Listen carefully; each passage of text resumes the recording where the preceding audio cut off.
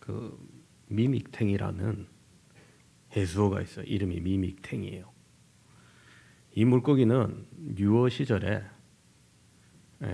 노란색으로 띄고 있는데 자기가 사는 곳에 비슷한 물고기 색깔을 따라갑니다. 행동을 따라가는 정도가 아니라 스스로 몸이나 어떤 부위의 색깔을 바꿔요.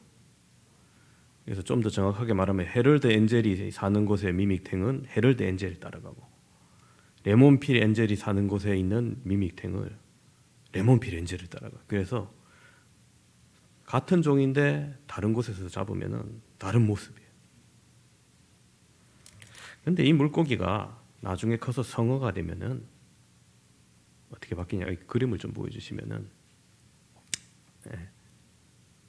이게 성어고요. 앞에 먼저 그림을 보여주시면 이게 유어예요. 그러니까 결국 크면은, 어릴 땐 제 아무리 각각 따라간다 해도 크면은 자기 색깔이 남게 되는 거죠. 여러분, 이것만 봐더라도 참 아무리 흉내 내면서 따라 살려고 해도 결국에는 자기의 색깔이 드러나게 되는 게 자연의 이치요 세상의 이치가 아닐까 생각을 합니다. 이처럼 진짜가 아닌 가짜가 아무리 비슷하게 보이고 싶어도 결국에는 자기 자신이 드러날 수밖에 없는 것이 아닌가 하면서 물고기의 생태를 통해서도 확인하게 됩니다. 여러분, 이 얘기를 왜 하느냐? 우리가 가진 믿음에 대해서 오늘 얘기하고자 합니다. 신앙생활을 한다고 하지만 우리의 믿음이 진짜인지 가짜인지 다른 사람은 구분할 수 없습니다. 오직 하나님만이 아시지만 우리는 스스로 점검해 보아야 함이 마땅합니다.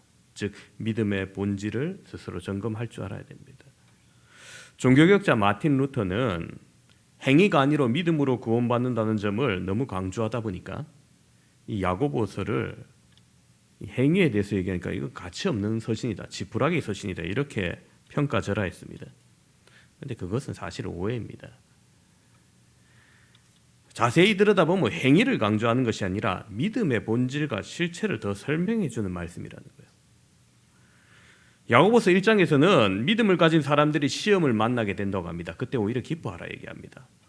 왜냐하면은 이러한 시험을 통해서 우리의 믿음이 더욱더 깊어지고 완성되어 가기 때문입니다. 인생의 마지막에 느낄 수 있는 그런 깊이 있는 묵직한 믿음을 얻게 된다는 거죠. 오늘 성경은 믿음이 없는 사람들에게, 아예 없는 사람들에게 하시는 말씀이 아닙니다.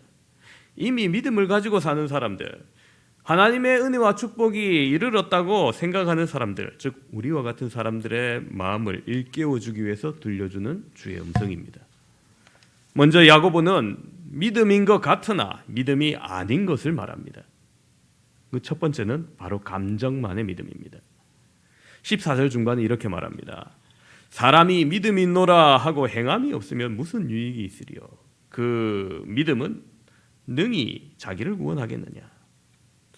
여러분, 이 말씀은 행함이 없는 믿음이 아무런 효력을 가지지 못함을 강조합니다. 누군가 예수님을 믿어서 구원의 확신을 가졌다고 큰 소리를 치고 법석을 떠는데 그 믿음을 증거해 보일 수 있냐? 그렇다면 그 믿음을 좀 보여달라 요구한다고 생각해 봅시다. 만일 그 요구에 즉각 응답하여서 이것이 내가 가진 고백이요 믿음이다 제시할 만한 것이 없다면 진짜 믿음이 아니라는 거예요. 그러니까 결국 믿음이 있다고 하는데 겉으로 드러내는 증거가 없다면은 그 믿음으로는 구원 얻기 힘들다는 것을 선언하는 말씀입니다. 오늘 본문의 말씀은 믿음만 가지고 구원 얻기 불가능해서 해서 거기에 행함을 더 붙여야 된다 이런 것을 강조하는 게 아니에요.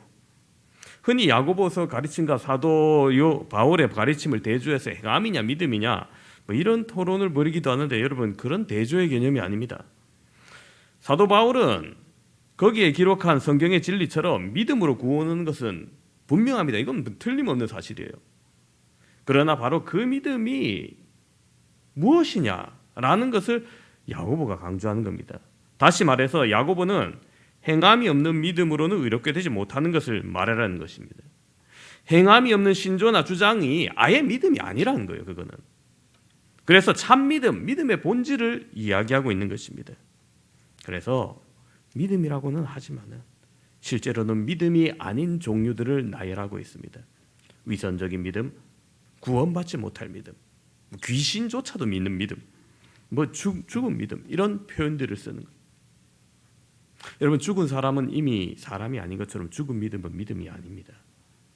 따라서 그런 믿음은 아무리 오래 가지고 있다 하더라도 구원 얻지 못하는 것은 당연합니다. 오늘 본문 15절에서 17절 사이에 죽은 믿음의 첫 번째 예를 이렇게 표현합니다. 헐벗고 굶주린 형제 자매를 바라보면서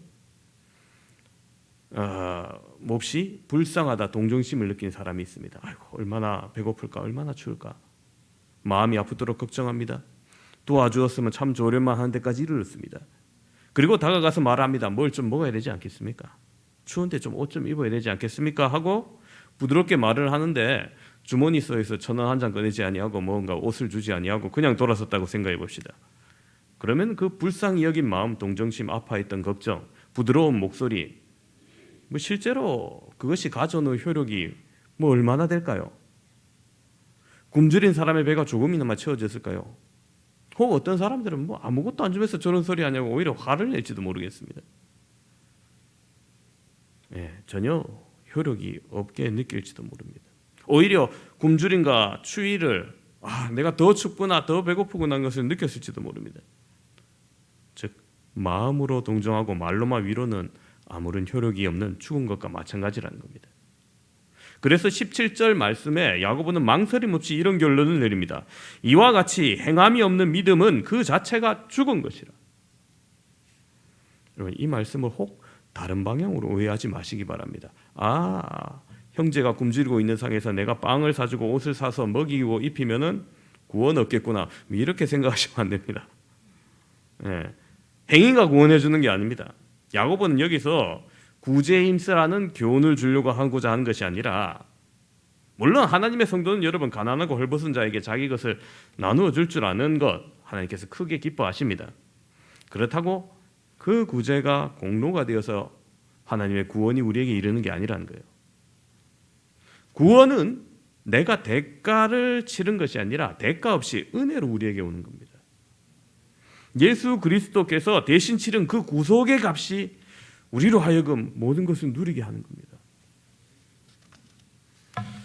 그래서 여러분, 여기서 본문의 참된 의미는 마음만으로의 동정심, 말로만 하는 위로가 얼마나 쓸데없는 것인 것을 깨닫게 해서, 만약 우리의 믿음도 그런 모양이 되지며 그런 모양으로 그치면 아무 쓸데가 없다, 죽은 것이나 마찬가지다라는 것을 가리키고자 하는 것입니다.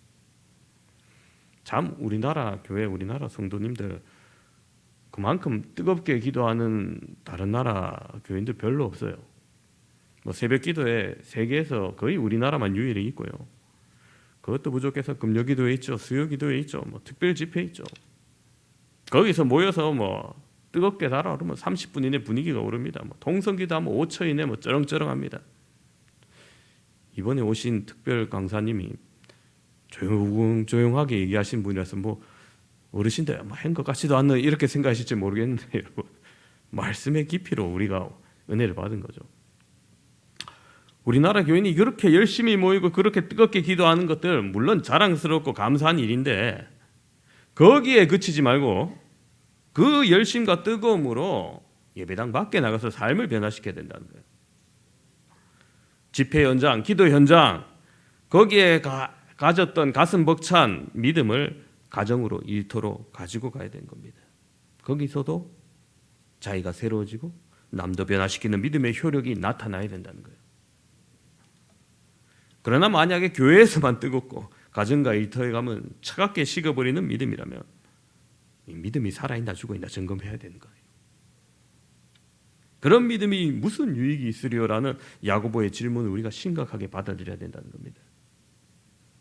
가정에서나 일터에서나 그리스도인으로 사는 것에 대한 전혀 흥미나 의욕이 없고 교회에서만 뜨거워지는 믿음이라면 살아있는 믿음인가 의심해 봐야 된다는 겁니다. 두 번째, 오늘 야고보는 믿음이 아닌 것을 말합니다. 바로 지식만의 믿음입니다. 19절을 보시면 이렇게 말해요. 내가 하나님은 한 분이신 줄로 믿느냐? 잘 아는도다. 귀신들도 믿고 떠드느냐? 여러분, 어쩌면 사탄의 무리들이 성경에 대해서 우리 사람들보다 더 높은 지식 수준을 가지고 있을 수도 있습니다. 아니, 목사님 그걸 어떻게 합니까? 여러분, 예수님께서 광야에서 시험 받으시고 40일 금식하시고 나왔어요. 사단에게 시험 받을 때 사단이 예수님을 유혹하죠. 이 돌들로 떡등이가 되게 하라. 예수님이 뭐라고 말씀입니까? 말씀으로 받았습니다. 사람이 떡으로만 살 것이 아니요 하나님의 입에서 나오는 말씀으로 살 것이라니까 사단도 이제 성경 말씀으로 답변합니다. 두 번째 시험에서 사단이 성전 꼭대기에 가서 뛰어내리라고 말하면서 마태복음 4장 6절에 뭐라고 말씀하는가 하니 기록되었으되, 이 사단이 하는 얘기예요. 기록되었으되 그가 너를 위하여 그의 사자들을 명하시리니 그들이 손으로 너를 받들어 발이 도대 부리치지 않게 하리로다. 이 사단이 말하는 건데 이거 시편 91편 말씀을 그대로 인용한 거예요. 아주 사단이 정확하게 성경 말씀을 알고 있습니다. 즉 아주 잘 알고 있다는 거예요. 오늘 본문 19절 말씀처럼 사단도 하나님 한 분이신 줄 알고 그 권세를 알기에 두려워할 줄도 압니다. 그런데 그런 수준의 귀신들은 그러면 구원받을 수 있습니까? 구원받을 수 있습니까? 아니죠. 왜 못 얻습니까? 알지만 그대로 따르지 않기 때문입니다. 단지 지식에 지나지 않기 때문입니다. 자, 예를 들어 봅시다, 여러분. 요즘 드론 많이 개발되죠. 드론으로 택배도 나중에 할 거다 이러는데, 자, 어느 대학가 기업에서 사람이 탑승하는 드론 택시 연구해서 개발했다고 합시다. 그래서 우리 저기 옥상 정원에 시연회 하러 왔어요. 자, 거기서 유명한 교수와 개발팀이 막 이 드론의 구조와 무게와 안정성을 설명하고 여기 어디까지 운반할 수 있는지, 얼마나 날 수 있는지, 얼마나 지속할 수 있는지 열심히 설명하고 첫 시승자를 태우려고 합시다. 자, 첫 번째 시승자에게 기념으로 100만 원 줍니다. 여러분들 막 손듭니다. 권사인 집사님 막 손듭니다. 그래서 한 분, 저분 남청되겠습니다. 나오십시오 해서 타려고 하는데 막상 탈래가 겁이 나요. 이거 떨어질 거 아니야 이거. 내가 왜 처음 타야 돼요? 못 하겠답니다. 그래서 다시 기술진이랑 교수님이 나와가지고 이거는 어디까지 되고 안전하고 손님의 몸무게가 얼마니까 충분히 날 수 있고 다시 설명해서 믿습니까? 예, 믿습니다. 자, 그럼 타십시오 했는데 또 못 하겠다. 여러분, 그럼 믿는 겁니까? 아니요, 못 믿는 거예요. 그거는 믿는다는 것은 안전을 믿고 거기에 올라타서 하늘을 나는 걸 의미합니다. 그렇지 않는다면 믿는다는 거 큰 소리로 아무리 해도 여러분 말해도 쓸데없는 거라는 거예요. 여러분, 귀신들도 하나님 한 분인 줄 압니다. 하나님의 권세와 능력이 얼마나 큰지도 압니다. 그렇지만 그들이 하나님을 의지하거나 그 말씀을 따라 살지는 않는 거죠. 몰라서가 아니라 알면서도 그렇게 하지 않는 겁니다. 완악한 겁니다. 결국 귀신들은 하나님을 알지만 믿지 않는다는 거예요. 여러분, 우리의 믿음이 결코 그런 수준이 되지 맙시다. 참된 믿음으로 살기를 원하는 우리 성도 여러분, 머리로만 이해하는 것은 믿음이 아닙니다. 감정적으로만 동의하는 것도 믿음이 아닙니다. 살아계시고 온 세상을 다스리시는 하나님이 오직 할 분인지 알면 다른 모든 것보다도 하나님을 의지하고 하나님을 따르는 믿음을 가져야 됩니다.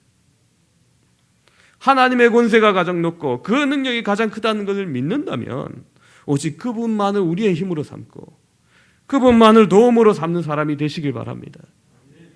하나님을 아버지로 알고 하나님을 구주로 알고 내 힘이 되시고 내 생명이 되신다고 고백해 놓고는 실제 상황으로 돌아가면 하나님과 아무런 관련이 없는 것처럼, 하나님께서 아무것도 도와주시지 못할 분처럼, 하나님과 약속이 내 생활에서는 실현되지 않을 것처럼 행동한다면 도대체 그 믿음이 무슨 믿음이고 그 믿음의 효력이 어떻게 나타나겠습니까? 예배드리고 찬송할 때 말고 실생활에 전혀 효력이 없는 믿음을 어찌 살아있는 믿음이라 할 수 있냐 말입니다. 여러분, 성경 공부 우리가 하는 것은 지식 수준을 높이고자 하는 게 아닙니다. 물론 지식이 쌓이지만 그걸 높이고자 하는 게 아니에요.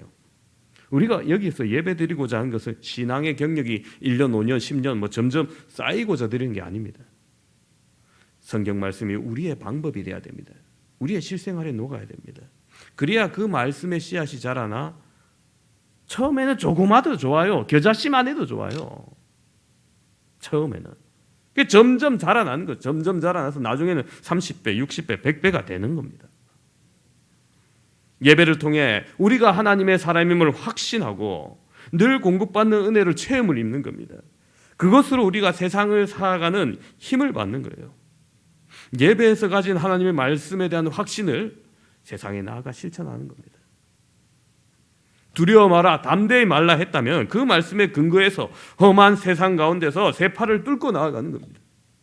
내가 비록 연약해서 온전하게 완전하게 다 실현하지 못한다 할지라도 그 말씀에 힘입어 조금이라도 내 삶에 오늘 이 말씀이 생각나서 이 말씀을 한번 실천해 보겠습니다. 내 삶이 조금이라도 달라진 것을 느끼며 그렇게 효력을 쌓는 것이 바로 살아있는 믿음이라는 거예요. 야고보는 지금까지 믿음처럼 보이지만 믿음이 아닌 것에 대해서 설명했다면 이제 세 번째로 참 믿음의 본이 되었던 두 사람을 소개합니다. 먼저 아브라함의 믿음을 보라 얘기해요. 21절에 아브라함이 하나님의 말씀을 듣고 순종하는 믿음으로 그 믿음을 증명했다는 거예요. 근데 여러분 평소에 설교 시간에 아브라함 예를 들면 여러분 마음이 어떻습니까? 도전을 받고 나도 그렇게 되리라 뭐 이런 마음을 먹는 분도 계시겠지만 어떤 분은 야 내가 저걸 어떻게 할 수 있냐, 아유 나는 저 정도는 못했네, 아예 포기하신 분도 계실지 모르겠어요. 아마 대부분 아브라함과 같은 순종하기는 쉽지 않을 것입니다. 그런데 여러분 중요한 사실은 하나님이 어느 날 갑자기 아브라함에게 나타나서 내 아들을 번제로 바치라 하고 우격 따지 말고 뭐 억지로 끌고 가지 않으셨다는 거예요. 그런 요구를 하기 전에 하나님께서 아브라함에게 어떤 일이 이루어지셨는지 어떤 깊은 관계에 있었는지 우리가 그것을 먼저 생각해 봐야 됩니다. 아브라함이 자기 실수로 목숨이 위태로워졌을 때 하나님은 권세로 그것을 건져주시고 또 사라가 위기에 처했을 때 강권적으로 역사하셔서 안 되는 걸 되게 하십니다. 고향을 떠나 정처 없이 떠도는 그 발걸음에 하나님이 한 걸음 한 걸음 축복으로 인도해 주셨고 살 땅을 주시고 무엇을 손대든지 되게 하셔서 거부가 되게 합니다. 때때로 시리에 빠져서 낙심해 있으면 하나님께서 그에게 다가와서 하늘의 별을 바라보면서 그 별과 같이 무수한 축복을 그 무수한 후손들을 주실 것이다. 내 상급이 되어주가 내가 너의 상급이 되어주겠다. 그렇게 약속하십니다. 하나님은 아브라함에게 그 큰 능력을 보여주시고 잠시도 떠나지 아니고 함께 하셨다는 것을 확인시켜 주십니다. 하나님이 주실 수 있는 것 사실 아브라함에게 거의 모두 주셨습니다. 이삭도 하나님께서 아브라함에게 그렇게 주신 아들이에요. 자기 능력으로 더 이상 사라의 능력으로 자기의 능력으로 아들을 낳을 수 없다는 것을 깨닫고 포기했을 때 하나님은 그때 은혜와 능력으로 그에게 그 아들을 주신 겁니다. 아, 이것이 온전히 하나님의 능력이구나. 그렇게 하나님의 편에서 은혜와 사랑으로 채워주시면서 하신 말씀이 아브라함아 이제 내 사랑을 좀 보여줄게 하시면서 요구한 거예요.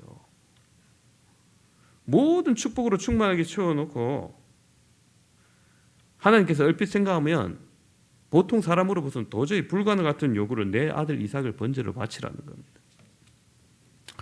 자 여러분 아무리 믿음이라고 해도 여러분 그 아들을 죽이고 우리 아들을 죽이고 여러분 자녀를 죽이고 시체로 제사를 드리라는 있을 수 없는 일 아닙니까? 아니 하나님이 제정신입니까? 어떻게 그런 명령을 내리십니까? 그렇게 말하지 않겠어요? 그런데 아브라함이 어떻게 순종합니까? 오늘 말씀 22절 중반에 이렇게 표현해요. 믿음이 그의 행함과 함께 일하고. 아니 도대체 이 믿음이 뭐냐? 사람의 이성으로 마음으로 행할 수 없는데 믿음이 함께 일하게 했다는 것이지. 그 믿음이 뭐냐? 히브리서 11장 19절이 이렇게 그 믿음을 설명하고 있습니다. 그가 하나님이 능히 이삭을 죽은 자 가운데서 다시 살리실 줄로 생각한지라. 주시겠다고 한 아들을 주셨으니까 또 그 아들을 통해서 바다같이 모래같이 많은 민족을 주시겠다고 약속했으니까 그냥 죽고 끝나진 않을 거라는 거예요. 그런 믿음이 있었다는 겁니다. 분명히 내가 죽여도 다시 살리실 것이란 그러한 믿음이 있었기 때문에 순종할 수 있었다는 거예요. 여러분, 하나님과 그 사랑과 그 약속과 그 능력을 믿기에 행동하려는 것입니다. 사랑은 내 아들 죽는데 어떡하나, 사랑하는 독자 아깝지만 하나님이 요구하시니까 어쩔 수 없이 포기하고 절망 가운데서 울며 불며 드린 것이 아니라는 거예요. 하나님의 능력을 믿습니다. 죽은 자도 살리시는 능력을 믿습니다. 물론 가슴이 굉장히 아팠을 겁니다. 굉장히 힘들었을 겁니다. 그러나 그는 그 믿음으로 행함에 이르렀고 결과 아브라함은 그 믿음이 참 믿음이라고 하나님이 인정하시게 되는 거예요. 그 다음 예로 든 사람이 라합입니다. 여러분, 라합의 믿음은 어떤 효력이 있습니까? 라합은 무엇을 믿었습니까? 그는 여리고 사람이었습니다. 이스라엘이 요단강을 건너서 동쪽에서 서편으로 건너와서 가나안 자기들 성을 빼앗으러 온다는 사실을 알았습니다. 거기다가 라합이 한 가지 더 알게 된 것은 이스라엘에게는 전능하신 하나님이 함께 하신다는 사실이었습니다. 라합은 여리고의 견고한 성과 용맹한 군대가 자기를 지켜줄 수 있을지 아닐지를 판단해야 됐습니다. 광야를 지내온 이스라엘의 그 민족들의 경험을 볼 때 하나님께서 함께 하시는 이 이스라엘은 여리고를 분명히 점령할 거라고 판단합니다. 여리고가 막을 방법이 없어 보입니다. 하나님이 그만큼 강한 분이라는 것을 깨달은 겁니다. 그런데 여러분, 거기서 깨닫고 가만히 있었다면 어떻게 되겠습니까? 자기 민족과 함께 멸망했겠죠. 거기서 그치지 않고 그녀는 행동합니다. 하나님을 믿습니다. 믿음으로. 여리고 왕이나 그 높은 성벽, 군사력에 의지할 것이 아니라 이스라엘의 하나님을 의지하기로 작정한 겁니다. 그래서 그 믿음으로 이스라엘 정탐꾼을 숨겨줍니다. 자기 민족, 자기 나라 입장에서 보면 여러분 배신이고 이적 행위입니다. 그러나 그것보다 더 중요한 게 뭐라고 여기있던 겁니까? 그녀는 이 땅을 창조하시고 다스리는 이 권능이 하나님이 더욱더 중요하다고 느낀 겁니다. 그렇기 때문에 만일 정탐꾼을 숨겨준 것이 발각되거나 혹은 탈출하는 도중에 붙잡혀서 이 라합이 조력한 것이 알려지면 죽습니다. 죽는 건 너무나 당연합니다. 하지만 하나님의 능력으로 여리고가 반드시 멸망할 것을 믿는다면 어떻게 해야 살겠습니까? 그 하나님을 의지하고 그 하나님을 신뢰하며 그 하나님의 백성을 보호해야 하지 않겠습니까? 그렇게 라합의 행동은 자기와 자기 목숨을 온전히 하나님께 의탁한 믿음의 결단이었던 겁니다. 그 라합의 믿음은 어떤 효력을 가져왔습니까? 여리고 성벽이 깡그리 무너지고 온 주민이 멸망할 때 라합과 그 가족만큼은 하나님의 은혜로 보호받게 됩니다. 그것이 살아있는 믿음의 효력이라는 거예요. 오늘 똑같은 믿음을 갖길 원하는 사랑하는 성도 여러분, 우리의 믿음은 오늘 어떤 효력이 나타나고 있습니까? 여러분, 하나님을 어떤 분으로 믿고 그 믿음에서 어떤 행동을 하고 계십니까? 지금 여러분이 보여줄 수 있는 믿음의 증거는 무엇입니까? 여러분의 믿음이 살아있음을 보여줄 수 있는 실제적인 예는 어떤 것들입니까? 먼저 살아계신 하나님께서 여러분에게 더 큰 사랑을 나눠주고 있음을 여러분 깨닫고 체험하시기를 소망합니다. 그리할 때 여러분 아브라함처럼 성도 여러분 흔들림 없는 확신에서 하나님의 말씀을 기쁘게 듣고 그 말씀을 즐겁게 순종하시기를 바랍니다. 오늘 함께 예배드리는 사랑하는 성도 여러분, 여러분 모두 믿음이 아닌 것, 비슷해 보이거나 흉내내는 그런 것이 아니라 머리로만 믿고 혹은 입술로만 믿는 것이 아니라 그 믿음의 고백이 우리의 삶에서 나타나는 믿음 되길 바랍니다. 살아있는 믿음, 효력이 있는 믿음, 행동하는 믿음으로 참 믿음의 소유자 다 되시기를 주님의 이름으로 축원합니다. 이 시간 우리 함께 말씀을 놓고 기도하길 소망합니다. 기도하실 때 주님, 내가 머리로만 믿는 믿음이 되지 않게 하여 주시옵소서. 내가 입술로만 얘기하는 믿음이 되지 않게 하여 주시옵소서. 예배당에서만 뜨거워지는 믿음이 되지 않게 하여 주시옵소서. 나의 믿음이 비록 작을지라도 겨자씨만 할지라도 나가서 점점 싹이 트여지는 실천하는 변화되는 믿음 되게 해달라고 우리 시간 주여 한번 외치고 통성으로 기도하도록 하겠습니다. 주여, 아버지 하나님, 오늘 우리에게 참 믿음에 의해서 말씀하는 야고보 사도의 말을 들었습니다. 아버지 하나님, 우리가 참으로 입술로만 떠드는 믿음이 되지 않기를 소망합니다. 지식으로만, 머리로만 커지는 믿음이 되지 않기를 소망합니다. 우리의 삶 속에 하나님의 말씀에 실현되고 말씀이 이루어지고 말씀이 행함이 됨으로 말미암아 우리의 믿음이 보여지고 우리의 믿음이 싹이 나고 우리의 믿음이 더욱더 자라기를 소망합니다. 주님, 우리 모든 성강의 권속들 아버지 하나님을 주님 더욱더 신뢰하게 하시고 그 능력을 신뢰하게 하시고 그 말씀을 따라하게 하시고 그 사랑 안에 온전히 머물며 변화되는 믿음 될 수 있도록 은혜 베풀어 주시옵소서. 하나님 감사합니다. 참으로 언제나 우리를 사랑하시고 동행하시는 주님이시지만 우리가 부족하고 연약함으로 말미암아 그것을 깨닫지 못하고 또 일상의 삶 속에서 말씀을 기억하지 못하고 우둔하고 연약할 때가 많음을 고백합니다. 아버지 하나님, 그러할지라도 우리의 믿음이 머리로만 믿는 믿음 혹은 감정으로만 따르는 믿음이 아닌 예배당 안에서만 믿는 믿음이 아닌 더욱더 확장된 우리의 일터와 삶 속에서 가정에서 아버지 하나님 그 말씀이 생각나고 그 말씀을 실천하라고 노력하고 몸부림치는 우리의 모습이 나타나길 소망합니다. 그것이 살아있는 믿음이요 행함이 있는 믿음이요 참 믿음임을 오늘 말하는 것을 보게 됩니다.